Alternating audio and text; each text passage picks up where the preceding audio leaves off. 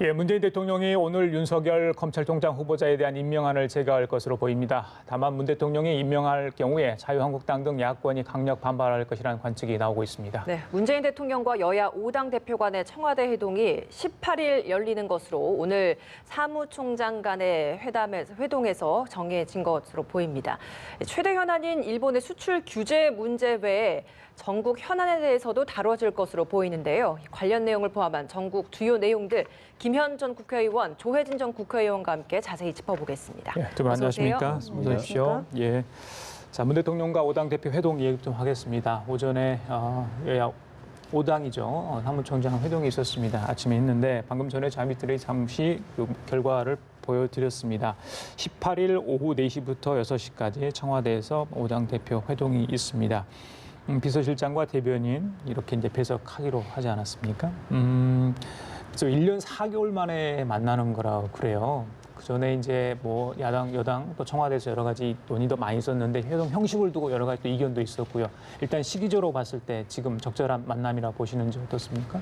네, 그렇죠. 지금 더 이상 미룰 수가 없다라고 보여지고요. 특히 그 일본의 이런 경제적인 문제로 우리나라를 괴롭히고 있는 상황에서 정치권이 아무런 역할을 못하고 있다라고 한다면 국민들로부터 외면받을 거다라는 점이고요. 예. 그다음에 그동안 한교안 대표가 여러 차례에 걸쳐서 이제 회동의 그러니까 1대1 회담을 주장해 왔다가 최근에 이제 그 광주에서 수영 선수권 대회에서 불상사가 있지 않았겠습니까? 그래서 어쨌든 본인의 그런 굉장히 민망한 상황을 이렇게 좀 타개하고 국면 전환하기 위해서 회담을 제안한 것도 있겠고, 또 하나 한편으로는 이제 야당에서 그러니까 대통령을 이번 이제 일본과의 관계에 있어서 좀 이렇게 비판을 하기 위한 하나의 또 그 장으로 삼고자 어저께 그 만남을 제안하지 않았나 이렇게 봅니다. 황교안 대표가 기존 입장 바꿔서 갑자기 회동을 수락한 배경에 대해서까지 좀 언급을 해주셨습니다. 예. 조 의원님께서는 갑자기 수락한 배경에 있어서 좀 예. 어떤 이유가 있었다고 보십니까? 이번 그 한일 이 갈등 이 사태 터지고 직후에 황교안 대표가 정부가 적절한 대책을 세우면은 전폭적으로 지원하겠다라고 이제 밝힌 바가 있고, 또 그 전후 해가지고 이해찬 민주당 대표가 이런 시기에 5당 대표들과 대통령 만나는 것이 필요하다라고 또 제안한 바도 있는데, 황 대표 입장에서 보면은 그동안에 5당 대표 회동이 아닌 영수회담 형태의 여야 대표회담, 대표회담이라기보다 대통령과 황 대표의 회담을 계속 상당히 좀 끈질기게 요구를 해왔어요. 그런데 결국은 청와대가 그 의사가 없다라는 것이 이제 확인된 상태나 마찬가지고, 그런 상태에서도 계속 회담에 매달리는 그런 모습을 보이는 것이 개인적으로 자존심도 상하고 국민들이 보기에도 조금 썩 좋은 모습이 아니다라는 그런 부담도 있었을 것 같아요. 그래서 이번 기회에 그걸 딱 정리하고, 그거는 이제 1대1 영수회담 형태의 회담은 또 별도로 다음에 이제 추진하는 걸로 하고, 일단 본인이 거부해왔던 5당 대표 회담을 하는 것으로 정리를 하는 의미도 있어 보이고, 본인이 약속한 대로 대승적으로 국익을 위해서 협력하는 모습을 국민들 앞에 보여주고 싶어하는 그런 측면도 있어 보이고요. 예. 시기적으로도 좀 전에 말씀하셨지만은 일본이 우리 정부에다가 제안한 그 제3중재위 회부에 대한 응답을 18일까지 시한을 정해서 그 통보를 했는데, 그때까지 우리 이 정부 입장은 아마도 응하지 않는 것으로 갈 가능성이 많은데, 그러면 그 뒤에 일본 정부는 추가 보복을 지금 시사하고 있는 상황이어서 그 날짜에 우리 정부가 제3중재위 회부에 동의하지 않는 대신에 여야 정치권이 한 목소리로 일치된 대일 대응태세를 보여주는 그런 의미라는 측면에서 시기가 적절하다고 보여집니다. 예. 초당 쪽 노력의 필요성을 공감을 했다. 아까 그렇게 이제 사무총장들이 이야기를 하지 않았습니까? 일단은 일본의 경제보복 조치에 관한 걸 주로 이야기가 나눠질 것으로 가고요. 그리고 그 외 국정 현안도 논의할 거라 이렇게 이야기를 했습니다. 그 현안은 여러 가지 있겠죠. 뭐 경제 관련 이야기도 있을 거고 대북 이슈도 있을 것 같고, 외교안보 라인 교체 이야기도 나올까요가 제가 질문을 드리고 싶은데, 자, 그런 민감한 이슈들이 나온다면 그 청와대 회동 자체에 굉장히 긴장감도 좀 있을 것 같은 느낌이 들거든요. 의제와 관련해서는 어떻게 예상을 하십니까? 분명히 나올 것이라고 어저께 이제 사무총장단의 실무 협의에서 얘기가 이미 나왔고요. 그래서 저는 대통령께서 설명하고 충분하게 그 이해를 구하고 양해를 구하는 것으로 진행되지 않을까 싶습니다. 왜냐하면 예. 지금 외교안보 통일 라인의 교체에 대한 얘기는 굉장히 오랫동안 밥 먹는 시간보다 더 많이 이제 야당에서 제기했던 걸로 기억을 합니다. 근데 지금 강경화 장관이나 아니면은 정경두 장관이나 그러니까 외교안보 현안을 즉각 대처해야 될 수장들입니다. 그런데도 불구하고 자유한국당이 걸핏하면 물러나야 된다라고 얘기했고 어제 심지어 한교안 대표가 이 격이 없는 여야 대표와 대통령이 만나는 자리를 제안하는 그 자리에서도 또 외교안보 라인의 수장들을 교체해야 된다라는 것을 또 못을 박았습니다. 그래서 제가 볼 때는 대통령이 남북미 그 정상 간의 회동, 그러니까 지난 6월 28일 날 판문점에 있었던 그런 당시의 얘기나 아니면은 지금 현재 대일 무역 그 제재에 대한 문제가 어느 정도로 심각한지에 대해서 이해를 구하고 외교안보 통일이 보다 좀 이렇게 그 국민들을 안심시키고 그리고 문재인 정부가 하고자 하는 그런 취지를 잘 받쳐주고 있다. 그래서 이 부분에 대한 것을 야당의 지적은 한편 이해 못하는 바는 아니지만 예. 문재인 정부의 나아가야 될 방향에 대해서 좀 협조를 당부하는 차원에서 제가 얘기가 된다라면 예. 제가 볼 때는 그 자리에서 뭐 그것 때문에 경색되거나 만남 이후에 또다시 그 문제가 논란이 되거나 이러진 않을 것 같습니다. 오히려 그 문제가 좀 정돈되는 계기가 되지 않을까 그렇습니까? 싶습니다. 네. 예. 문재인 대통령이 그 자리에서 이제 일본 보복 조치에 대한 우리 정부의 대처 방안에 대한 정부 보고를 해주고 그걸 듣고 나서 이제 국회 초당적 협력을 좀 당부하는 그런 시간도 된다라고 이야기를 했습니다. 예. 뭐 문재인 대통령이 어제 이제 수석 보좌관 회의에서 굉장히 좀 이례적으로 경고라는 표현까지 사용하면서 일본의 강력한 표현을 사용하지 않았습니까? 예. 뭐 이렇다면 이제 이 18일 날 있는 자리에서도 정부의 대응에 대한 것도 좀 어떤 방향성일지도 어제 그 발언으로도 좀 예측을 할 수 있을 것 같거든요. 예. 이 부분에 있어서는 어떤 이야기가 오갈 거라고 보십니까? 정책적인 대안은 그동안에도 이미 다 보도됐듯이 수입선의 다변화라든가 기술 자립을 위한 장기 투자라든가 뭐 이런 것들이 다시 이제 반복적으로 나올 텐데 기조는 대일 강경 기조로 계속 가고 야당들도 거기에 보조를 좀 맞춰달라 그런 이제 내용이 될 것 같아요.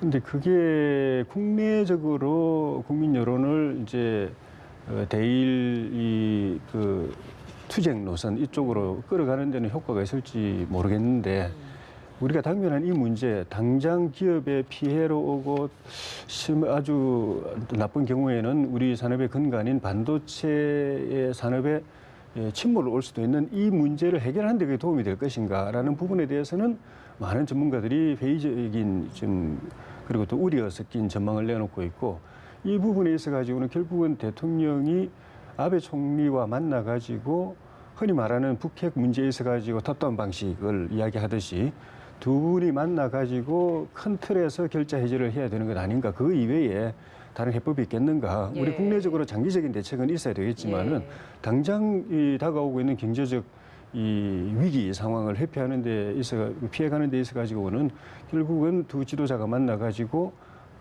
큰 틀의 문제 해결에 나서야 되는 것 아니냐.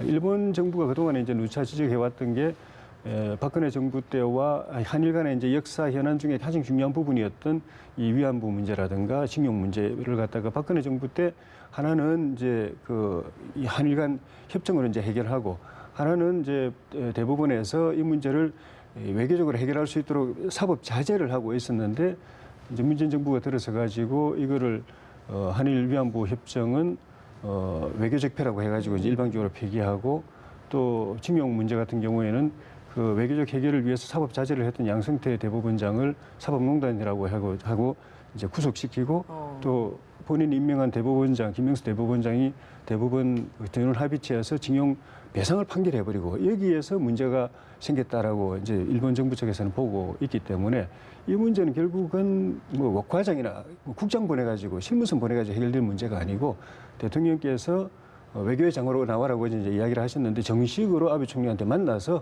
해결하자이라고 이야기하고 그래도 아베 총리가 응하지 않고 지금 이제 회피하고 있는 수준인데 응하지 않으면은 이제 어떤 다른 이제 그 강경 대응을 가도 국제 여론이 우리한테 조금 더 우호적일 수 아니겠는가 그런 수순으로 가는 것이 저는 필요하다고 강경 봅니다. 대응을 하려고 하는 우리 정부의 입장을 야당에서 들었을 때 야당이 협조를 잘 해줄 거라고 예상을 하십니까?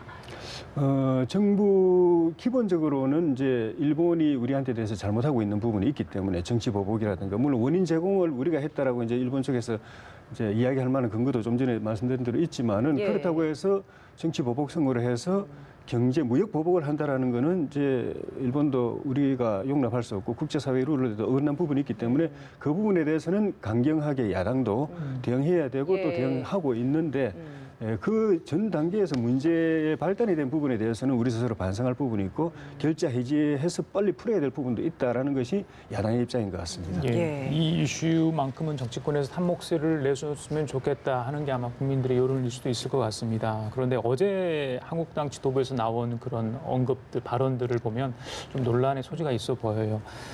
나경원 의원 원내대표의 발언도 뭐 여러 가지 의미를 던지는 언론이 있었습니다만 정미경 최고위원 발언이 더 큰 논란을 낳았던 것 같습니다. 세월호 얘기를 꺼내지 않았습니까?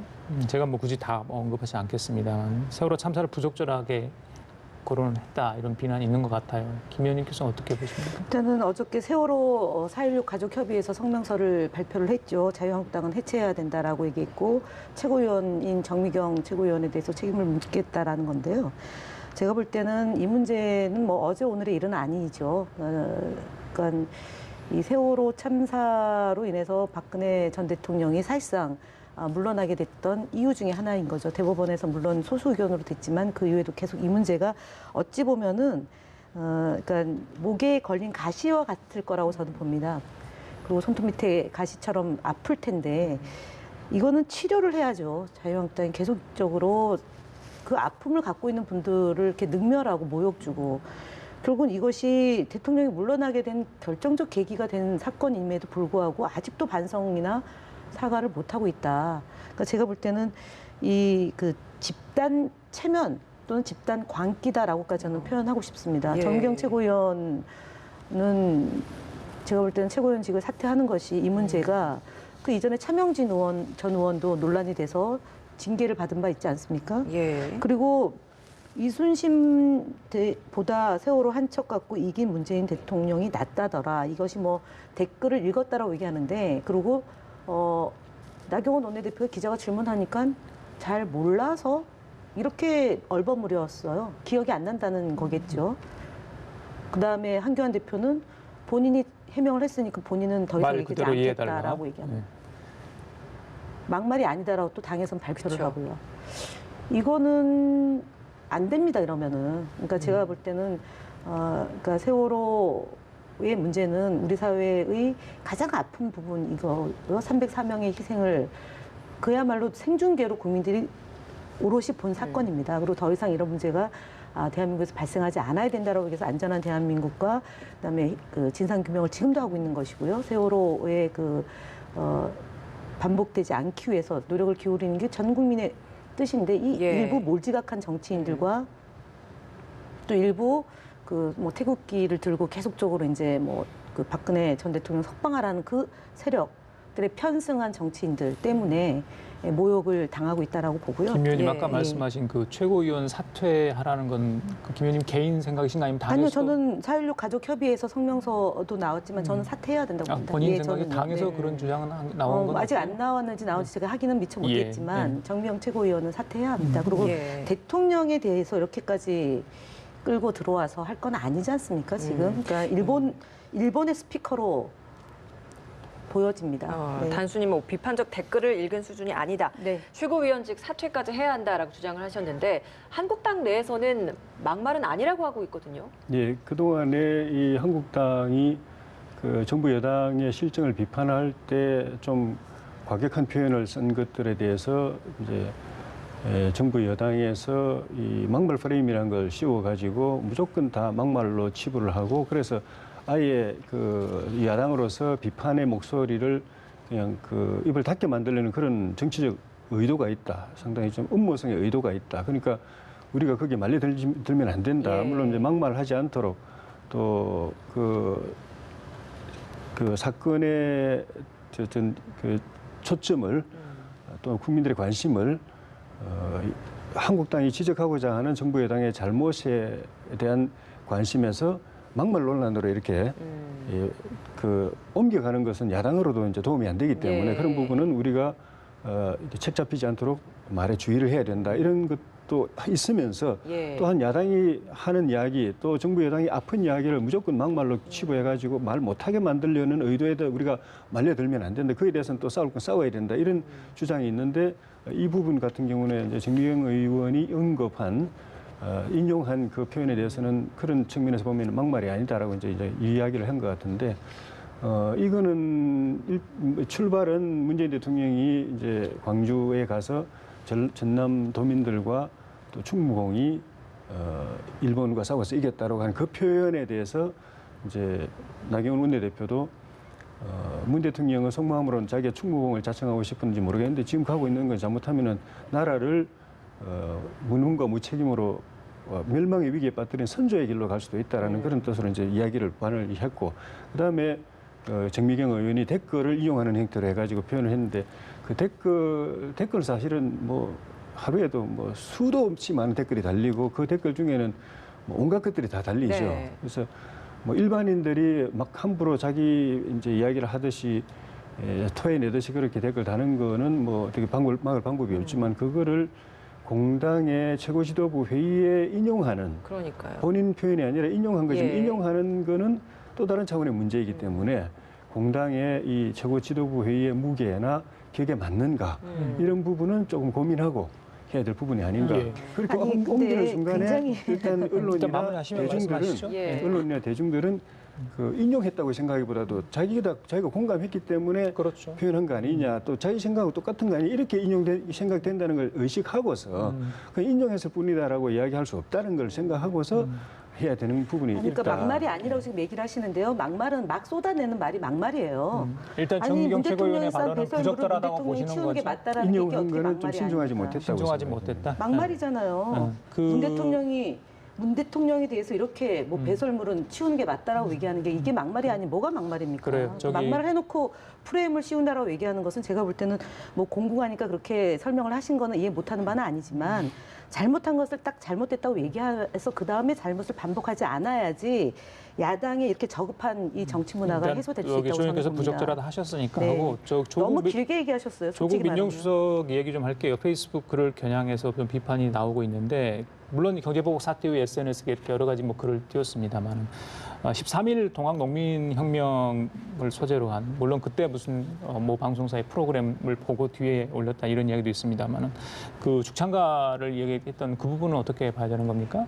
조국 수석, 그러니까 민정수석의 페이스북 글을 올리는 건 여러 가지 논란이 있었기 때문에 과거에도. 아니, 그러니까 이 논란이 외려 조국 교수의 조국 수석의 뭐랄까 존재감만 키워주는 것 같습니다. 언론과 야당이. 그러니까 SNS를 통해서 그 정부의 정책이나 문재인 대통령의 정책, 그 다음에 생각하는 바, 조국 수석이 생각하는 바를 소통하는 국민과 소통을 하겠다라는 것을 갖고 왜 시비를 하는지 저는 모르겠고요. 두 번째는 죽창가는 굉장히 오랫동안 회자됐던 그 김남주 시인의 시에 그 노랫말을 만들었던 건데요. 동학혁명을 상징하는 노래 중에 하나이죠.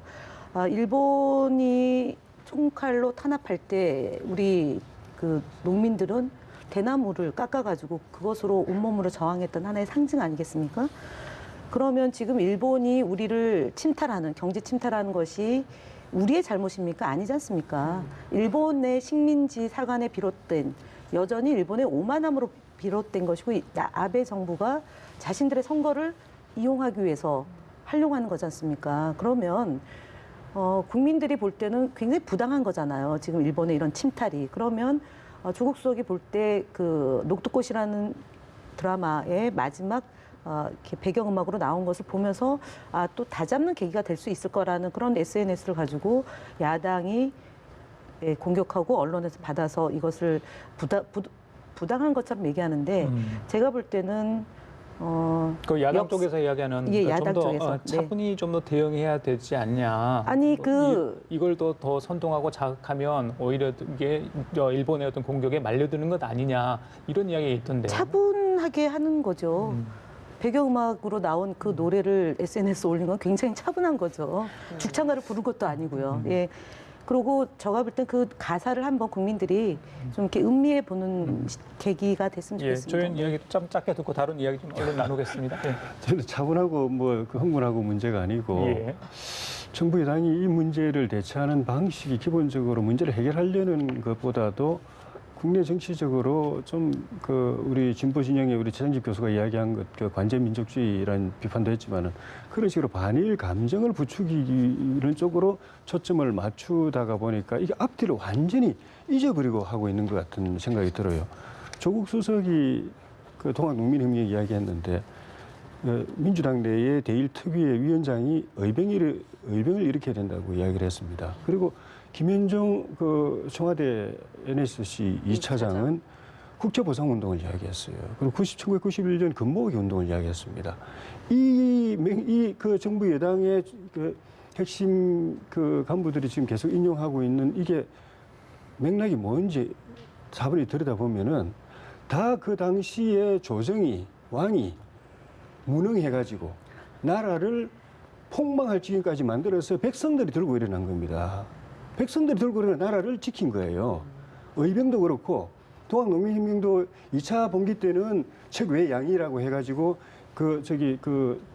일본을 쫓아내고 양이를 쫓아내자 이렇게 돼 있지만 1차 봉기 때는 봉건 왕조 체제를 뒤엎기 위해서 혁명하기 위해서 일어났던 겁니다. 그리고 국제보상운동도 대한제국이 정부 차원에서 고종 황제의 대한제국이 정부 차원에서 일본에서 진 국가 채무를 그 국가가 못 갚으니까 국민들이 대신 갚으려고 한 겁니다. 97년도 근무호기도 마찬가지죠. 정부가 초래한 외환위기를 국민들이 근무호기로 극복한 거 아닙니까? 예. 그거를 정부 실패의 대표적인 사례, 정부와 국가가 무능해가지고 부패해가지고 나라를 위기에 빠뜨리고 국민들을 도탄에 빠뜨려서 국민들이 들고 일어나가지고 나라를 구한 사례를 여기에 인용하면 그건 자기 얼굴에 침 뱉깁니다. 좀 정신을 차리고 좀 이야기를 했으면 좋겠어요. 말씀 참 잘하셨는데요. 외환위기 때문에 근무호기 운동을 했지 않습니까? 그게 이제 노태우 정부 그리고 김영삼 정부 말기에 벌어진 일이고 그리고 그 김대중 정부에서 근무호기 운동을 통해서 국민들의 저력을 전 세계에 과시한 거고요. 예. 그래서 대한민국 국민을 함부로 건드리지 말아야 된다라는 점을 전 세계에 우리가 알려준 계기가 됐습니다. IMF 때요. 그럼 지금 현재 대통령이 일본 정부에 경고하고 그리고 그 국력을 하나로 모아서 대일 제재에 맞서야 된다는 얘기는 바로 그 일환인 겁니다. 그래서 잘못된 박근혜 정부 때 잘못된 것, 그다음에 이명박 정부의 잘못된 것을 바로잡는 문재인 정부의 이 노력을 지난 정부의 실패한 사례를 바로잡기 위한 문재인 정부의 노력을 국민들과 함께 야당도 협조를 해야 된다는 점을 강조합니다. 말씀 참 잘하셨습니다. 여당은 그러면 일단 국민들의 뜻을 한데 모아야 네, 된다. 그렇습니다. 그런 취지라고 말씀하시는 거죠. 알겠습니다. 하나만 짧게 여쭤볼게요. 윤석열 검찰총장 후보자에 대한 임명안 오늘 중으로 문재인 대통령이 제거할 것으로 보입니다. 그러면 다음 주 목요일부터 임기를 시작할 것 같은데 야당은 계속해서 자진 사퇴를 주장하지 않았습니까? 취임하더라도 여러 가지 과제를 안게 되는데 어떻게 보십니까? 어쨌든 윤석열 검찰총장 내정자에 대해서 야당의 집중 공격은 굉장히 있습니다. 그럼에도 불구하고 임명해야 된다는 여론이 조금 더 높습니다. 그렇기 때문에 대통령께서 이제 임명을 하시면 25일부터 활동을 시작하게 될 텐데요. 그동안 얘기했던 부당한 외압에 굴하지 않고 조직에 충성하겠다라는 것과 그다음에 검경 수사권 조정과 공수처 도입 문제, 그다음에 적폐청산의 과제 이 부분을 윤석열 검찰총장 내정자가 임명이 돼서 활동을 한다라면 흔들림 없이 그다음에 야당의 어떤 제기에도 굴하지 않고 제대로 된 검찰의 모습을 보여서 정말 박수받는 검찰총장이 되었으면 합니다. 예, 예. 주연님 인사청문 보고서 채택 없이 또 임명하는 경우가 이제 생길 수 있는 예. 시간이 얼마 남지 않았는데 예. 어떻게 보십니까? 예상됐던 거기도 하죠. 지난주엔가 우리 김 대변인 말씀하셨듯이 아마 그런 사태가 오더라도 대통령 임명 강행할 거다라고 이야기를 했는데 그렇게 되면 이제 16번째 장관급은 그렇게 하게 되는 셈이 되는데 원래 야당이 이제 윤석열 중앙지검장 체제에서 검찰이 권력의 신여화가 더 강화됐고 검찰총장까지 되면은 검찰의 정치적 중립은 물 건너간다. 그러니까 부적격자다라고 했는데 또 청문회 과정에서 위증 논란까지 제기되면서 청문 보고서 채택을 해주기 어려운 그런 상황이 됐는데 뭐 임명하시겠죠. 하실 텐데 그래 되면은 지금도 그 정경두 장관 해임안 때문에 6월 임시국회 마지막이 거의 뭐 빈손으로도 끝날 수도 있는 상황이 됐는데 이 문제까지 겹치게 되면은 분위기가 더 안 좋아질 것 같아요. 그래서 그 이후에 검찰의 운영도 문제지만은 사사건건 여야가 대립하는 사단이 벌어질 텐데 당장 6월 국회 이렇게 끝나는데 또 다른 빌미가 될 수 있을 것 같아서 좀 우려스러운 상황입니다. 그래요. 알겠습니다. 김현정 국회의원, 조혜진 전 국회의원 두 분과 함께 얘기 나눠봤습니다. 오늘 말씀 잘 들었습니다. 고맙습니다. 감사합니다. 고맙습니다.